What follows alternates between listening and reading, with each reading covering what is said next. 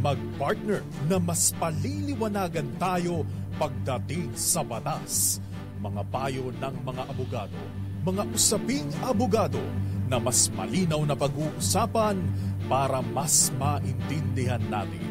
Kumpanyera ng Bayan, si Attorney Rina Seco at ang Panyera ng Bayan, si Attorney Cam, Cheryl Adami Molina. Dos Kumpanieras sa DZRH Radio, DZRH TV at DZRH Online. Bago mo kasuhan, bago ka pumirma, bago ka makipagkasundo, makinig muna sa Dos Kumpanieras. Dos Kumpanieras. Magandang gabi Pilipinas, ito pa ang programang Dos Kumpanieras at kami po ang inyong nakakasama tonight, ang mga panyera ng bayan. Ako pa si Attorney Rina Seco. Ako naman po si Attorney Cam, Cheryl Adami Molina. Tuloy-tuloy sa pagbabalita. Tuloy-tuloy sa serbisyo. Sama-sama tayo, Pilipino. Dos Kumpanieras. Medyo may kalamigang gabi, Attorney Cam. Kumusta po kayo? Kumusta ka, Attorney Cam? Eto, parang medyo pagod. Wala pa, parang feeling ko weekend na. Bawal muna. Anyway, samahan niyo po kami hanggang 7:30 ng gabi at tatalakayin po natin ang tungkol sa sustento. Sa sustento. Kayo ba ay hindi sinusustentuhan? Tinakbuhan na lang? Naku. O kaya sumakabilang bahay at pinabayaan ang obligasyon sa inyo, kasamang tumakbo sa obligasyon.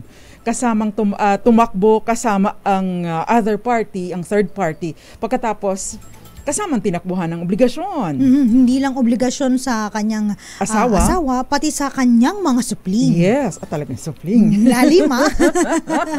Yan po ang tatalakayin natin. And of course, ang tanong natin ngayon, pwede bang manghingi pa ng sustento kahit hindi minor de edad ang anak? Yan po ang tatalakayin natin tonight. Dahil syempre, Attorney Cam, sa ibang bansa, kapag ka na, of age ka na, hindi ka na pwede manghingi ng sustento. Hihiwalay ka na sa magulang mo. Sisipain ka na dun sa pamamahay nila. Parang obligado ka na tumayo sa sarili mong paa. Yes. Sa atin kasi hanggang magkaapo-apo. Hanggang pati si lolo't lola, inaalipin pa.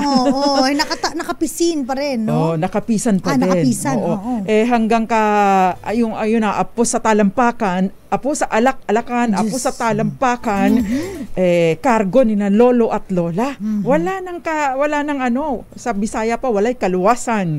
Wala nang katapusan ang obligasyon, no? So yan po ang tatalakayin natin tonight. And of course, if you have questions, 0919-282-6485. Gayon din, Attorney Cam, pwede silang magpadala ng kanilang mga mensahe sa DZRH TV 4K live stream sa YouTube at sa ating mga Facebook pages. Live na live po kami ngayon. Hanapin niyo po sa Facebook, DZRH News, DZRH News Television at DZRH Dos Kumpanieras Facebook page. Yes, and of course, meron pa rin tayong DZRH Malakas promo kung saan mamimigay tayo ng tag 500 pesos sa ating mga winners tonight. Meron tayong DZRH Malakas promo question. Attorney Cam, ibigay mo na para makapaghandaan. Kasi yung sagot po dyan sa ating DZRH Malakas promo ay kasama sa ating talakayan tonight.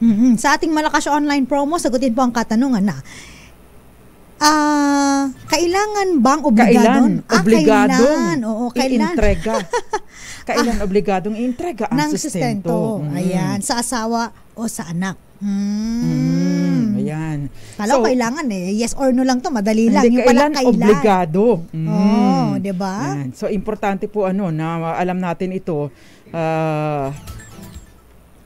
Okay, para po kung halimbawa may problema kayo, matiyak natin na masusolusyonan. Ayan. Attorney Cam, batiin mo na nga yung ating mga listeners. Ayan, magandang gabi po sa mga nakatutok sa atin. Dito po sa may DZRH TV 4K live stream. Uy, wala pa daw sa FB ang DK. Diyan na yan, Gael. Ayan, Pancho Sabordo Jr. Good evening po. Joselito Maligon. Nanonood daw sa Guam. Magandang gabi po. Yes, and of course, Attorney Cam, ipagpatuloy mo pa yung ibang mga nasa ating DZRH Dos Kumpanieras at saka sa DZRH News.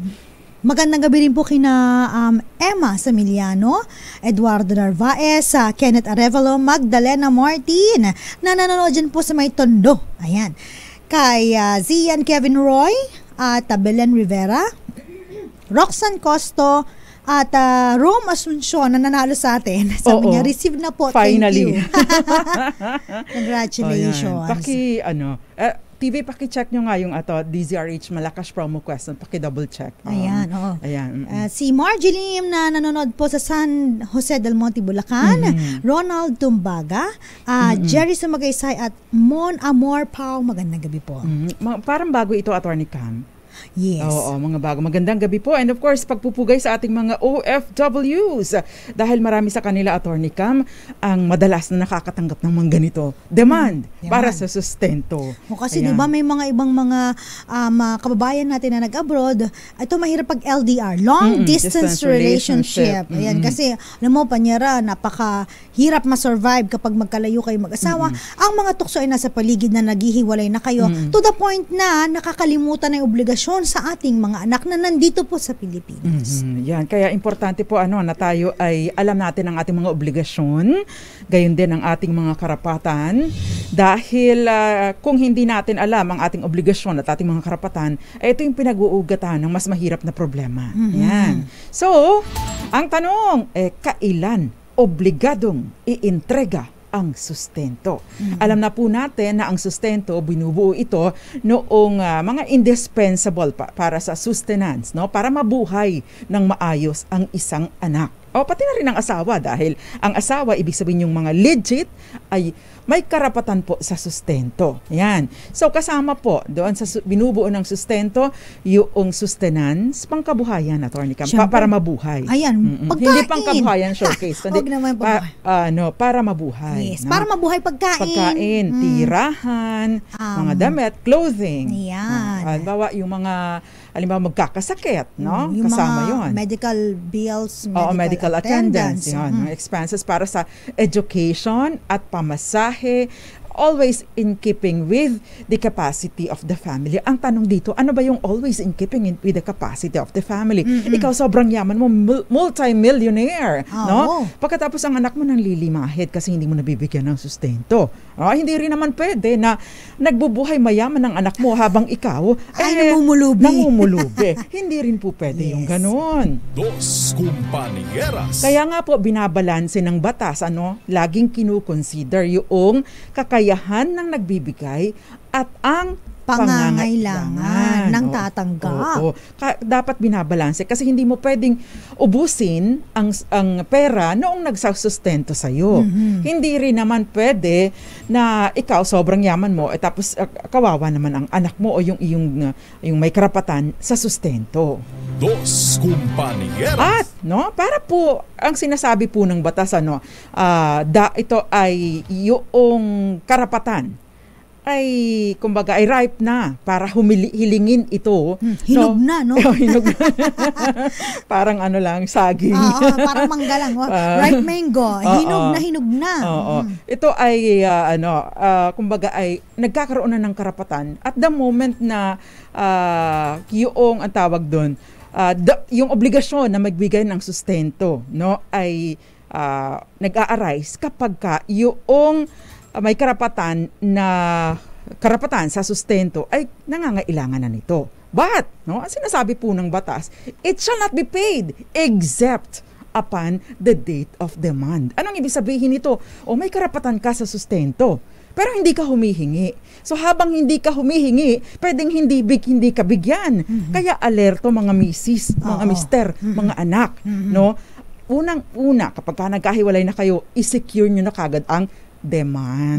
May mga iba kasi na mga kababaihan na medyo mataas ang pride na hindi nagdademanda, kaya ko to, taka para wala na kaming komunikasyon, yung mga ganyan. Paano pero kung hindi kaya? Yes, nadideprive po yung inyong anak doon sa karapatan niya na humingi ng sustento doon sa kanyang biological parent. Pangalawa, Attorney Cam, bagaman at kumbaga nangangailangan, hindi naman din humihingi. Kapag hindi ka humihingi, the presumption is hindi mo kailangan, Kaya importante na humingi ka, ng sustento. Kung ikaw ay misis, nasa iyo ang custody ng anak. Ay actually kung misis ka, kahit wala kayong anak, kapag nagkahiwalay kayo, obligado ang iyong asawa na ikaw ay sustentuhan. That is of course kung kayo ay kasal. Pero hindi po ito limitado sa mga kababaihan lamang. ang karapatan po sa sustento ay pati yung mga lalaki din. Tama. Oo, kung kaya ng pride ninyo na ikaw ay pabigat. Halimbawa na lang, Panyera, 'di ba, no, yung ito yung classic example na nagtatrabaho abroad yung babae bilang kasi mga kababayan natin OFW, mga domestic helper, pero malalaki ang sahod, especially kapag mga nasa Europe countries, 'di ba, Panyera? Lalo na yung mga nurses, attorney Yes, 'di ba? Nurses, mga respiratory therapist, mga medical professionals. Mga nasa mga RadTech. Yung mga yan, matataas yung mga yan nasa ospital nagtatrabaho or clinic. So, ibig sabihin, kung medyo malaki po ang sahod nila at kayo pong tatay po ay nagtatrabaho din naman dito, ngunit hindi sapat, no? May kakulangan.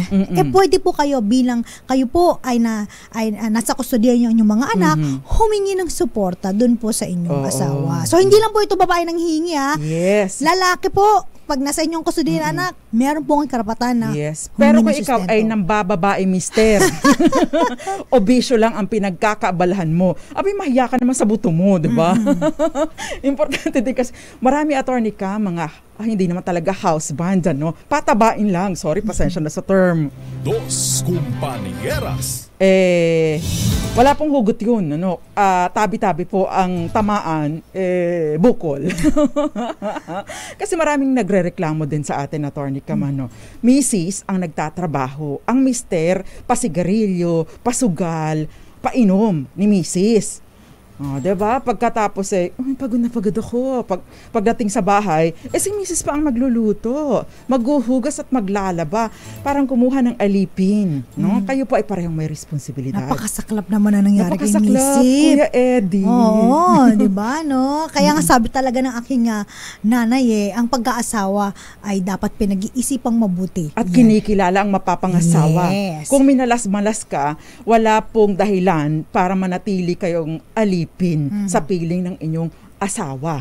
Dos Compañeras. Ayan. So pareho kasi kayong may responsibilidad. So speaking of responsibilidad, dito po pumapasok, isa lamang sa mga aspeto ng responsibilidad ninyo, itong pagsusustento. Ayan. At yung mga bata po, no, mga anak, ay may karapatan sa sustento habang sila ay menor de edad.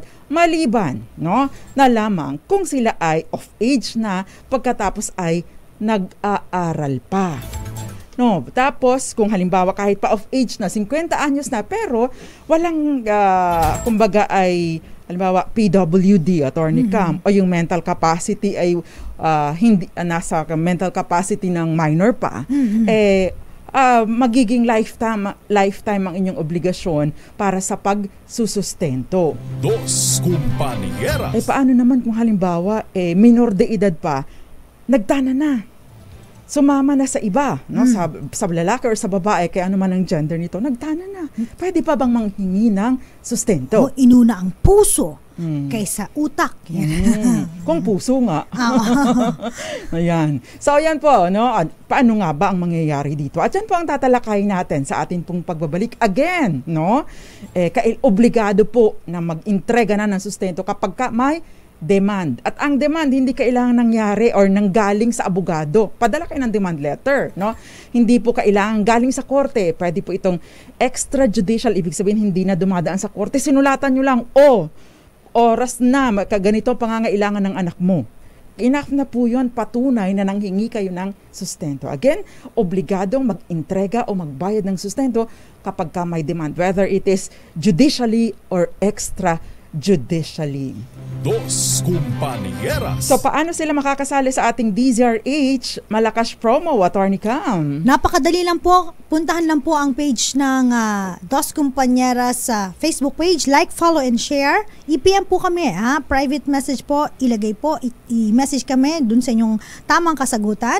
Sagutin lamang po ang katanungan na kailan obligadong i-entrega ng sustento sa asawa o anak. Ayan. Yun lang po. Mamaya mamimili po kami 2 winners po ng tig 500 pesos. Yes, at magbabalik pa ang programang Dos Compañeras. Ilan po muna mga paalala. Kami pa rin po ang inyong mga nakakasama. Ako po si Attorney Rina Seco. Attorney Cam, Cheryl Adami Molina. At kami po ang Dos Compañeras. Dos Compañeras. Dos Compañeras. Dos Compañeras po at usapang sustento. Yan, kasama pa rin po ang mga panyara ng bayan. Ako po si Attorney Rina Seco. Attorney Cam, Cherry Ladami Molina. Kayo ba ay nakakatanggap ng sustento? Ako hindi. Wala naman ako mahingan. Ay, wala rin naman. Ayan, kayo, kumusta po ba? Regular ba ang pag-iintrega? Ayan, kapag kaganyan walang problema. Hayahay. Pero pagka hindi nagbibigay, pasensya. Actually, hindi pasensya. Aba, may karapatan ka. Unahin mo ang pagpapadala ng demand letter. Kaya itong si Lukbanin Ari, may karapatan po kayong maghingi ng sustento. No? Unang-una, hingi muna. No? Bago pa, may karapatan naman kasi kayo, established yun Kahit po, by the way, kahit kasalman o hindi ang inyong mga magulang, kayo bilang mga anak ay may karapatan sa sustento. It's just a matter of paghingi, pagdemand ng sustento. Ikaw rin, Mrs. o Mister, no? Basta may kayo ay kasal, pwede ho kayong manghingi ng sustento. Dahil obligasyon niyo pong suportahan ang bawat isa. Oh yes, ang isa't isa. Ayan. Dos Compañeras.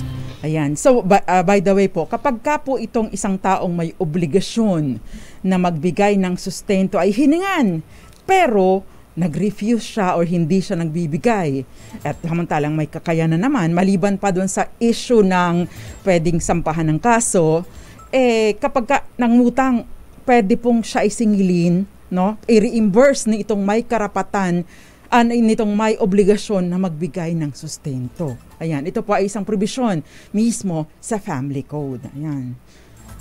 So, Attorney Cam, unahan mo. Ito nga, Panyera, sabi dito, gusto ko lang din i-topic yung order of support. Papaano po ba? Kasi meron dito, Panyera nagsabi, meron siyang boyfriend. So, nabuntisan po ako, pero wala po siyang trabaho.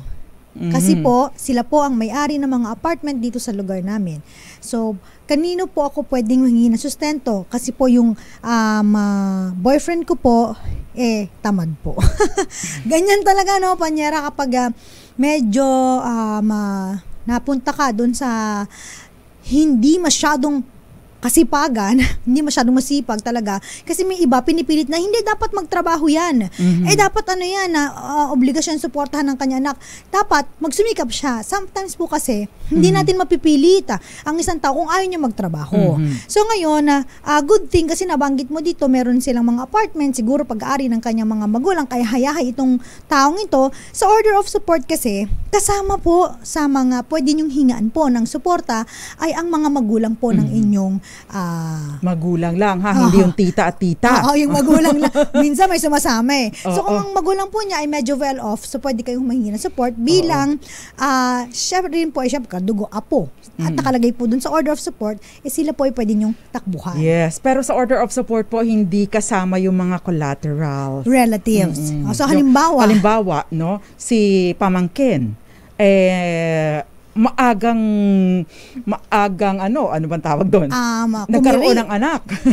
Tama po ba? Pasensya po sa term. Maagang nagkaroon ng anak. Maagang na in love at nagkaroon ng anak sa iba. Ngayon, walang kakayahan ang magulang na magsustento. Pwede bang, may kaya ang tiyahin o ang tsuhin, tita, tito? O kaya? Pwede bang hingin ka na tito at tita? Siyempre hindi. Hindi sila kasali sa mga may obligasyon. Dos Compañeras. Napakaswerte mo na lamang kung voluntary silang magtutulong sa iyo. Pero diba? Nakakapagod din ang tumulong. Ayan, sabi ni Abigail Enriquez, masipag lang gumawa ng bata. Ayun lang, no? Dapat sa ibang bagay din masipag. Ayan, Attorney Cam. Tama. Importante po kasi kasama sa mga kapag ka may mga gustong gawin, dapat ready sa mga consequences, no? At syempre, kapag ka may ginawa kayo at nagkaroon kayo ng anak, syempre, obligasyon ninyo na sustentuhan ng inyong anak. Ayan. Attorney, nurse po ako dito sa California. Ang sitwasyon po namin, ako ang nagsusustento. Cecil ito, Attorney Cam.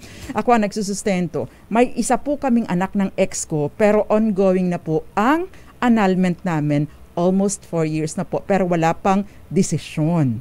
Bale, napagkasunduan po namin ng ex ko na siya ang mag-file ng psychological incapacity kasi para wala na pong problema pag may patawag ang korte. Bale, attorneys, almost 6 years na din po ako nagsusustento. Palaki ng palaki ang hinihingi niya. Nag-start po sa 60,000 monthly hanggang ngayon 100,000 monthly. Ngayon po gusto niyang gawing 150,000 monthly kasi mahal na daw po ang gastusin. In keeping din daw po sa family, sa financial capacity at saka para daw po pambayad sa yaya. Tama po ba yun? 9 years old pa lang po ang anak namin. If matapos po ba ang annulment namin, may responsibility pa po ba ako na magsustento sa kanya kasi nasa kanya po ang bata. Dos Compañeras. Ito ay personal message, Attorney Cam, ni Cecil sa akin. Hindi na lang niya pinapabanggit. Kasi may binanggit siya mga tatay, inedit ko na para hindi naman masyadong... unang-una, maganda po na tanungin niyo ang inyong abogado. Pero I would assume na yung abogado niya ay particular lang doon sa kanyang annulment. Mm-hmm. Besides, I don't think na kumuha pa rin pala siya ng abogado dahil yung asawang lalaki ang nagsampa ng annulment petition. Mm-hmm. By the way, ang pagsasampa po ng annulment ay hindi po pinag-uusapan. Dahil magkakaroon po ng collusion investigation ang prosecutor na inassign ng Office of the Solicitor General. Kapag napatunayan na kayo ay nag-usap, nagkasundo na, sige, ganito ganito ang ano natin, ang basis natin, ang ground. Ganito ang ating arrangement. Arrangement, yan. Ikaw huwag ka nang sasagot, ako lang, di ba? Huwag ka na magpapakita. Huwag ka na magpapakita, kunyari, hindi ka na malocate. Yan po ay i-dismiss ng korte kapag ka nalaman dahil yung sa collusion investigation report ay isasaad po doon and therefore magkakaroon ng outright dismissal sa inyong annulment case. Dos Compañeras. Kung halimbawa naman po na magkaganoon man, ito pong, napakalaki ng sweldo mo. Kasi nurses talaga, Attorney Cam, di ba? Malaki talaga. Malaki ang sweldo. Not only nurses, mga medical practitioners abroad, talagang malalaki ang sweldo. Kahit nga yung mga caregivers, medyo Correct. makalakihan na ang sweldo, calling the attention of Gael Enriquez. Ayan, kaibigan natin yung si Gael. Ayan. So, kapag ka po ganito, yung in keeping with the financial capacity, hindi ko alam kung paano po ba mamuhay ang anak ninyo. At kapag ayun din pong lalaki, kinakargo niyo po ba yung lalaki? Although kung sakasakali po kasi na hindi na nakakapagtrabaho yung asawa ninyo dahil ang ginagawa niya ay mag-alaga ng bata, maari po kasi kayong hingan talaga ng sustento para sa tatay. Mm-hmm. Pero kasi, Attorney Cam, doble kasi kayo, kumbaga, hindi lang kasi solo mo dapat cargo ang lahat. Hindi mo dapat cargo ang mundo.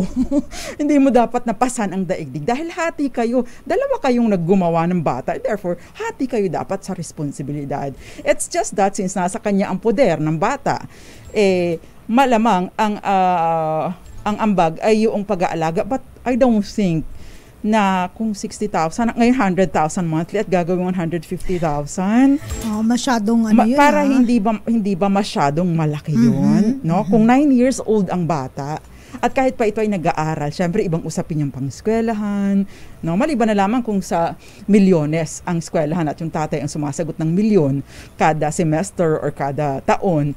Tapos ikaw doon sa daily expenses. Pwede sigurong mangyaring ganon. Dos Compañeras. Pangalawa, yung halimbawa po ay kung ano mang mangyari. Kung psychological incapacity ang inyong ground, ibig pong sabihin, kung psychological incapacity is void ab initio ang mangyayari dito. So, ang sinampad dyan, declaration of nullity of marriage. Ay, hindi po ba? Sa declaration of nullity of marriage, ibig sabihin, parang walang nangyari. At dahil parang walang nangyari, wala kayong obligasyon sa isa't isa na magsuportahan, magsustentuhan. Anak lang. Kung ako ang abogado mo, sasabihin ko at pag nanalo ako, pag na-determine na merong na-grant ng korte yung petition ninyo para sa declaration of nullity, ibalik mo sa akin ang mga ibinigay ko sa iyo, magkumputan tayo ng ginastos sa bata at yung ginastos mong personal. Because wala naman pala tayong obligasyon sa isa't isa, especially sa panahon na hiwalay na kayo, separated from bed and board. Dahil syempre, kung separated from bed and board, wala ka nang all the more na wala kang obligasyon kapag ka na-deklara na void ab initio ang inyong kasal. Dos Compañeras. Kapag na-terminate na yung marriage, wala na kayong obligasyon sa isa't isa. Ang nananatili na lang ay yung sa bata. Kapag talaga nagkaroon ng komplikasyon ng relasyon, no, ng mag-asawa, ay talagang maraming susuungin na batas. Pero lalo Diba? na kapag attorney Cam, kapag may perang involved. Of course. At nanaig ang katakawan, 'di ba? 'Yun ang problema. Yes. Greed. Kasi Next. annulment Sige. pa lang, hindi naman po ito libre. Oo, Di ba? Ikaw ba naman, kung wala kang pera, ba't ka pa magpapaanal kung Baka ikaw rin ang nagsustento Ah, dun oo. sa kaso, 'di ba? Eto naman, Ayan. Banyera. Sabi dito, ako po ay naanakan ng ex-boyfriend ko dahil sa hindi kami magkasundo. Eventually, naghiwalay po kami. May anak po kaming isa. Ngayon po, nag-asawa na siya ng iba. Pwede po ba akong humingi ng suporta sa kanya? Wala rin po kasi akong trabaho. Kung hindi siya nagpakasal, ako dapat ang asawa niya at ako po ang nauna. Ay, Parang ano yan, to ha? Parang telenovela, may Dear, Dear Attorney Cam Attorney Rina. Parang ano siya, Panyera, no? Talagang palaban itong nag-message sa atin. Kaso nga lang, hindi po kasi yan kung sino ang nauna, no? Ang matibay na ebidensya dito ay kung sino ang kinasal. oo. Sino Kasi po ang legal na pinakasalan. asawa. So, as to your child, siya po ay may karapatan humingi Yes. ng sustento doon po sa tatay. Pero, ikaw bilang nauna niyang naging ka-live-in, wala siyang obligasyon suportahan Hanggang sama ng loob ka lang. Totoo yun. Wala kang karapatan sa financial Yes. support. Ang Oo. matatanggap mo lang, sama ng Ng loob. Kasi meron siyang legit na asawa na yun ang kailangan niyang obligasyon na suportahan.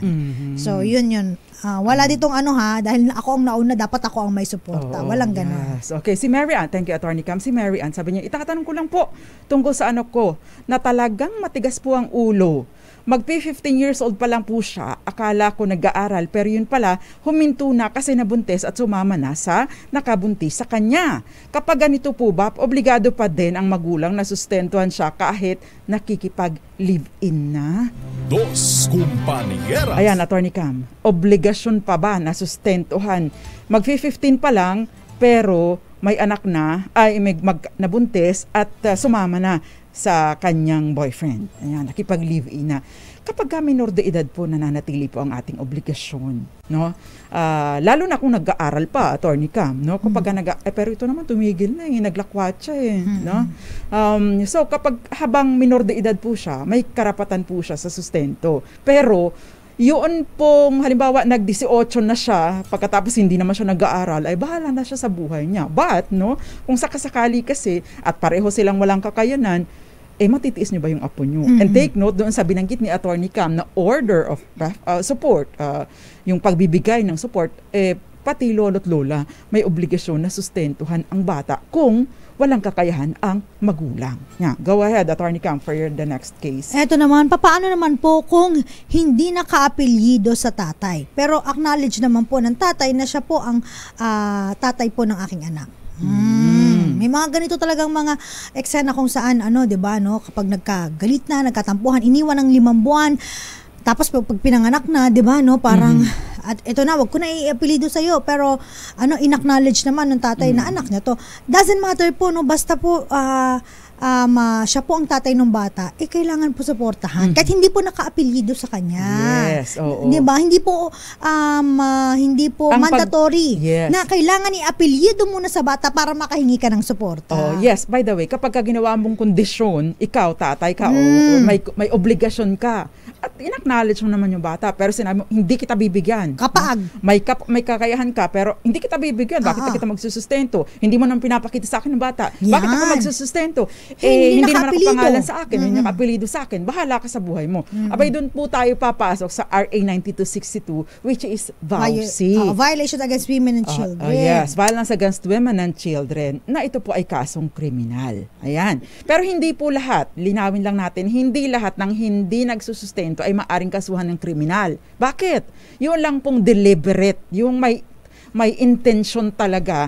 Sinasadya kahit may kakayanan. Yun lang po ang maaring mapasok doon sa RA 9262. Dos Compañeras. Ito, Attorney Cam, si Roland, sabi niya gano'n. Ask ko lang po, 19 at 21 na po ang mga anak ko. sa dati kong kinakasama. Dati po nagbibigay naman ako regular. Kaya lang, hirap na ako ngayon kasi construction worker lang po ako.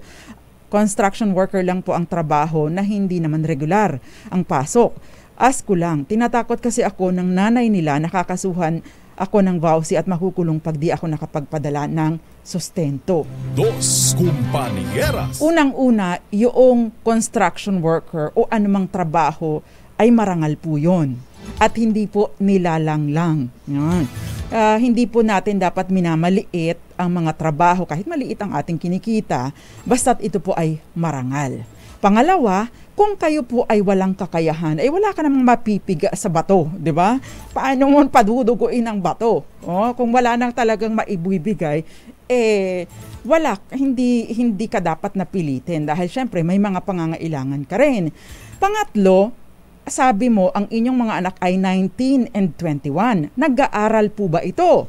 Kung nag-aaral ito, maari pong mayroon ka, kung may kakayahan ka, maari ka talagang hingan ng sustento. Pero kung hindi na ito nag-aaral, ay wala ka ng obligasyon, no? Wala ka ng legal na obligasyon doon sa pagbibigay ng sustento sa kanila. Dahil of age na ito eh. Dos Compañeras. Pagtungtong po ng 18 ng isang anak, siya po ay age of majority na. Yan. Therefore, maliban na lang kung nag-aaral siya, hindi na siya maari pang mag-demand ng sustento. Yan. Next, Attorney Cam. May naligaw lang na question dito, sabi dito, walang kinalaman sa support pero siya daw po ay kinasal ng 19 years old, minor de edad daw siya. Pwede po ba ipa-anal ang kasal? Ang 19 years old po hindi po minor de edad, ha? Hindi na po minor de edad. Pag tungtong mo ng 18 taong gulang, ikaw ay nasa tamang legal na tamang edad. Oo. Yes. Actually, noon nga, noong wala pang family ko, nung civil code, mas bata. Pa. No? 14, 16, pwede na mag-asawa. Totoo diba? yan. Kasi diba kung ang nature ng babae, kapag nagkaroon ka ng menstruation, nagsasabi ito na, pwede kang mabuntis, diba? Kaya nung unang panahon, medyo maaga po ang edad. Pero ngayon po, nire-require po na 18. Eto na, Panyera. May mga nagme-message lang sa atin, sabi ni Xander Tan. Good evening po, Attorney Rina, Attorney Cam. Watching po, ako nanonood sa inyo. I like your topic every day. Maganda po ang topic. Kasama ko po si Ma'am Benny Recibido ng PIA Sorsogon. Magandang gabi po sa inyo, sa mga taga PIA Sorsogon. And speaking of PIA, mga nanonood sa atin ang PIA Marinduque. Magandang gabi sa inyo. Miyong Mataak. Romeo Mataak dyan sa PIA. Ronald Tumbaga and ganun din po si Hil Ocampo na nanonood sa may Quezon Province. Maricor Angeles. Magandang gabi po sa inyo. At si Ronald Tumbaga. Sabi niya, kaya mahalaga talaga yung tamang pagpaplano ng pamilya. Totoo yan. Totoo yan. Tsaka, alam mo, Attorney Cam, I would like to suggest sa ating mga nasa gobyerno, nasa ating mga mambabatas, pwede po bang gawin yung requirement yung pagiging magulang. I mean, yung seminar sa paano maging maayos na magulang bago mag-asawa. Kasi Attorney Cam, dami nag-aasawa, hindi naman alam paano maging magulang. 'Di ba? Kaya ang daming mga anak na napapariwara. Yan. Dos Compañeras. Walang kaalaman, maliban pa sa walang kakayahan, ay walang kaalaman na magpalaki ng bata, anak lang ng anak, no? Bagaman at maganda na may mga anak kayo, no? Dahil syempre sinabi nga ni Rizal, future. Ano tawag doon? Ang mga kabataan, ang pag-asa ng bayan. Paano naman magiging pag-asa, Attorney Cam? Kung walang disiplina. Yun yung magiging problema. Sabi ni Abigail Enriquez, wag mong jowain kapag katamad. Kaya lang kasi, kapag girlfriend, boyfriend pa lang, best foot forward lagi. Pinapakita lagi kung ano yung maganda. Kaya lang kasi mahirap din malaman kung anong tunay na ugali. Lalabas lang po yan kapag kayo nagsasama na. Oo. Kaya alam mo, Panyera, nung kinasal ako, talagang prayer ko talaga, sana wag magbago yung ang aking boyfriend noon kapag kami naging mag-asawa na. Si Joseph Abalos, nanonood siya sa atin sa Leyte. Dito kami, nagbabantay sa father ko sa ospital ng stroke. Sana ipagdasal ng mga listeners ang pagaling ng father niyo. Kasama po kami sa inyong panalangin para sa pagaling ng tatay niyo. Hindi niyo nabanggit ang pangalan ni tatay, Ginoong Joseph Fabulous. And Manolito Pasha, Bong Rojo Pequeña, nanonood sa atin sa Lucena City, gayon din sa Rome Asuncion and Ivy Rose Minted, at Sylvia nabanggit mo na ba ito? Attorney Cam? Hindi pa yata. Paano pag may nasa malayong lugar ang tatay? Paano may bibigay ang demand letter? Hindi po naman kailangan pong iabot ng kamay. personal. Ito, hindi ganon. Marami pong means. Una, syempre, pwede ka mag-email, no? Pwede kang mag-register snail mail. Mag-text. Pwede kang mag-text. Pwede kang magpadala via yung mga courier. Kung ano man, maging ano po tayo, maparaan, no? Hindi po kailangang personal na iabot. Ayan. Dos Compañeras. Baka pag personal mo inabot, muling tumibok ang iyong puso. Ano yung flash report, ano? Ano ba pangalan nito? Aliyah, ikatlo, ika-apat, ika-lima. Ano yung flash report? Kasi may flash report daw po tayo. Habang inaantay natin yan, sagutin niyo po ang katanungan sa ating Malakas online promo. Mamimili na kami in a few minutes kailan obligadong iintrega ng sustento sa asawa o anak. Yes. And of course, si Kiara Fronda, sabi niyo, what if walang trabaho ang girl? Nag-aalaga ng bata, tapos naghiwalay sila, hindi kasal, hindi po ba, pwede po bang manghingi ng sustento sa tatay? Ang anak ang may karapatan sa sustento. Ang nanay, no, dahil hindi sila kasal, wala po. Yan. Eto, may ano daw. Sige, tapusin mo muna bago natin basahin. Ayan. So, Attorney Cam, Aunt May, magandang gabi sa'yo. Herminio Villaluz. Gayon din si maraming iba pang nanunood. Advance happy birthday sa'yo, Tita Sita Arevalo. And of course, Sylvia Quirino at maraming iba pa. Gayon din si Renz Revilla. Nakababayan ko ito at Attorney Cam. Si Hil Ocampo nanonood din sa atin. Pero meron pong, saglit lang Attorney Cam, saglit. Nasa ano ba yun? Flash Report. Flash Report! Meron daw pong 7 PDL, ibig sabihin persons deprived of liberty ang tumakas sa kulungan sa Maynila. Balik, selda na. Ano yan? Mabagal mag-type. Anyway, balita mo na. Sino ba ito? May magbabalita ba? RH29. Boy Gonzales, Boy. Attorney Rina, Attorney Cam, 7 na mula sa Siam na pumuga o tumakas na sa nangyaring jailbreak kanina madaling araw ang naaresto ng muli ng mga tauhan ng Manila Police District. Kabilang dito sila Gian Carlo Rayana na may kasong kaugnay sa illegal drugs. Arnold Olino na may kasong BP 881. Si pangatlo si NJ Tuason na may kasong RA 9165. Pang-apat si Albert Calayas na may kaso rin sa illegal drugs. Adriano Silmar. Pang-anim si Jericho Antipuesto na may ang pagpito ay si John Joseph Laguna na naaresto na ng mga tauhan ng Manila Police District matapos na pumuga kaninang madaling araw sa Raksabago Police Station. Dalawa na lamang ang pinaghanap ngayon at nagsasagawa ng manhunt operation ang mga tauhan ni Colonel Arnold Tomasa Iba, ang hepe ng Manila Police District. Ay nakilala sila Master Cedric Sobjakal na may kaso robbery at si Jefferson Bunso Tumbaga na may kaso naman tungkol sa BP 881. Yan yung update sa nangyaring jailbreak kaninang madaling araw sa Raksabago Police Station. Mula sa kauna-una sa Pilipinas, DCRH, ito si Boy Gonzales, tuloy-tuloy sa pagbabalita, tuloy-tuloy sa bisyo, sama-sama tayo Pilipino. Flash Report. Flash Report!